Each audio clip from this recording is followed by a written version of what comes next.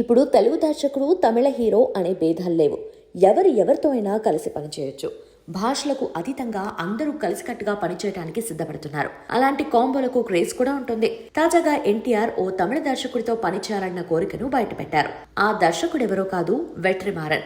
ఆడుకులం, అసురన్ లాంటి ఉత్తమ చిత్రాలు వెట్రిమారన్ నుంచొచ్చాయి. తమిళనాట మట్టి వాసన, మనిషితనం, మలినం లేని సమాజాన్ని కోరుకుంటూ సినిమాలు తీసే దర్శకుల్లో ఆయన ముందు వరుసలో ఉంటారు. వెట్రిమారన్ కథలేం కమర్షియల్ గా సాగవు. కథకు, అందులోని పాత్రలకు పెద్దపీట వేసే దర్శకుడైన. అలాంటి దర్శకుడితో ఎన్టీఆర్ లాంటి స్టార్ పనిచేయాలనుకోవటం విశేషమే. అయితే వెట్రిమారన్తో పనిచేయాలన్న కోరిక ఎన్టీఆర్ కు చాలా కాలం నుంచి ఉన్నట్టు తెలుస్తోంది. ఇటీవలే వెట్రిమారన్తో ఓ తెలుగు స్టార్ హీరో కథ విషయంపై చర్చలు జరిపినట్టు వార్తలొచ్చాయి.